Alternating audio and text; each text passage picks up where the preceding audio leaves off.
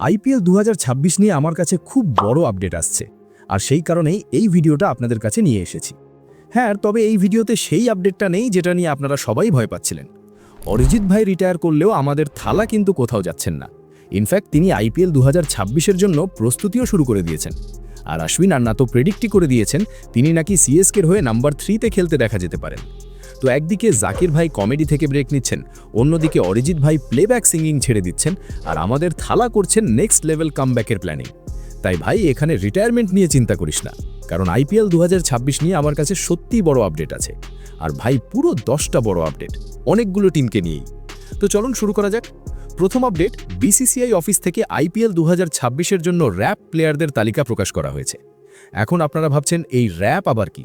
র্যাপের full form হলো registered auction players পুল, মানে যেসব খেলোয়াড় আইপিএল 2026-এর অকশনে রেজিস্টার করেছিলেন। সহজ ভাষায় বললে এই খেলোয়াড়দেরই টুর্নামেন্ট চলাকালীন রিপ্লেসমেন্ট হিসেবে সাইন করা যাবে। এই তালিকায় মোট 1307 জন খেলোয়াড় রয়েছে। বিসিসিআই একদম পরিষ্কার করে দিয়েছে এই 1307 জনই অকশনে রেজিস্টার ছিলেন। ভবিষ্যতে টুর্নামেন্ট চলাকালীন যে কোনো স্টেজে রিপ্লেসমেন্ট দরকার হলে এই তালিকা থেকেই খেলোয়াড় নিতে হবে। গভর্নিং কাউন্সিল আরও জানিয়ে দিয়েছে যে প্লেয়ারকে সাইন করা হবে তাকে অকশনের বেস প্রাইসের নিচে নেওয়া যাবে না। অন্তত যে দামে সে অকশনে রেজিস্টার করেছিল সেই বেস প্রাইসেই সাইন করতে হবে। এই লিস্টে রয়েছে বড় নাম: Steve Smith, Reece Topley, Jamie Smith, Daryl Mitchell, Jonny Bairstow. Indian option হিসেবে মায়াঙ্ক আগরওয়াল, কে.এস. ভারত, দীপক হুডা, নবদীপ সাইনি, চেতন সাকারিয়া, সন্দীপ ওয়ারিয়ার এবং উমেশ যাদব। এরা সবাই অকশনে আনসোল্ড গিয়েছিলেন, কিন্তু এখন রিপ্লেসমেন্ট হিসেবে সাইন করা যেতে পারে। সব মিলিয়ে 1307 জন খেলোয়াড়ের এই তালিকা বিসিসিআই ফ্র্যাঞ্চাইজিগুলোর হাতে তুলে দিয়েছে। পরের আপডেট, এমএস ধোনি। শুরুতেই বলেছিলাম রিটায়ারমেন্ট নয়, এবার কথা হবে ধোনির কামব্যাকের। এমএস ধোনি ইতিমধ্যেই আইপিএল 2026-এর জন্য প্রস্তুতি শুরু করে দিয়েছেন। তিনি ঝাড়খণ্ড স্টেট ক্রিকেট অ্যাসোসিয়েশন মানে জেএসসি এর ফ্যাসিলিটিতে অনুশীলন করছেন। ঝাড়খণ্ড ক্রিকেট অ্যাসোসিয়েশন নিজেই একটা ভিডিও শেয়ার করে জানিয়েছে ধোনি এসেছেন, ট্রেনিং করছেন আর আইপিএল 2026-এর জন্য প্রস্তুত হচ্ছেন।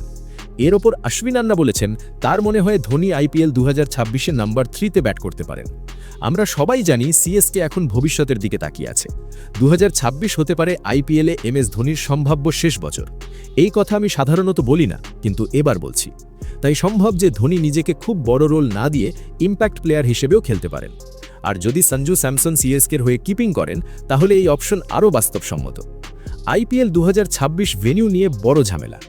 আইপিএল গভর্নিং কাউন্সিলের সামনে এখন সবচেয়ে বড় মাথা ব্যথা আইপিএল 2026-এর ভেন্যু।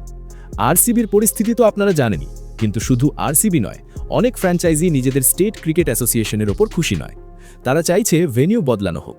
এই বিষয় নিয়ে গভর্নিং কাউন্সিলের একটার পর একটা মিটিং চলছে।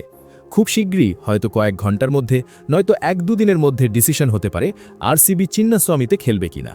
বিসিসিআই 27 জানুয়ারি পর্যন্ত সময় দিয়েছিল আরসিবি এবং রাজস্থান রয়্যালসকে তাদের ভেন্যু কনফার্ম করার। আরসিবি বেঙ্গালুরে যা হয়েছে তারপর খুবই চিন্তায় আছে। অন্যদিকে রাজস্থান জয়পুরে খেলতে চায় না এবং বিকল্প ভেন্যু খুঁজছে। আপডেট অনুযায়ী রাজস্থান সম্ভবত 5টা হোম ম্যাচ খেলবে পুনেতে আর 2টো গুয়াহাটিতে। অন্যদিকে দিল্লি ক্যাপিটালস 5টা ম্যাচ খেলবে দিল্লিতে আর 2টো বিশাখাপত্তনমে। আরসিবিও বিকল্প ভেন্যু হিসেবে রায়পুর এবং নভি মুম্বাই দেখছে। বিসিসিআই এখনও কেএসসি এর সপে পুরোপুরি কনভিন্স নয়। এই কারণে পুরো পরিস্থিতি এখনও ঝুলে আছে। শেষ আপডেট, স্কেডিউল। আইপিএল 2026-এর সম্পূর্ণ সূচি এখনও প্রকাশ হয়নি, কারণ কয়েকটি রাজ্যে নির্বাচন রয়েছে। নির্বাচনের তারিখ ঘোষণা হলেই বিসিসিআই পূর্ণ সূচি প্রকাশ করবে। সম্ভবত আইপিএল শুরু হতে পারে 26-27 মার্চ থেকে এবং ফাইনাল হতে পারে 31 মে। সবই নির্ভর করছে নির্বাচনের ডেট ঘোষণার ওপর। এই ছিল আইপিএল 2026 নিয়ে আমার কাছে থাকা বড় আপডেটগুলো। এখন কমেন্টে জানাও, আরসিবি কি চিন্নাস্বামীতে খেলবে? রাজস্থানের সিদ্ধান্ত ঠিক না ভুল? আর ওপেনিং সেরেমনি কোথায় হওয়া উচিত?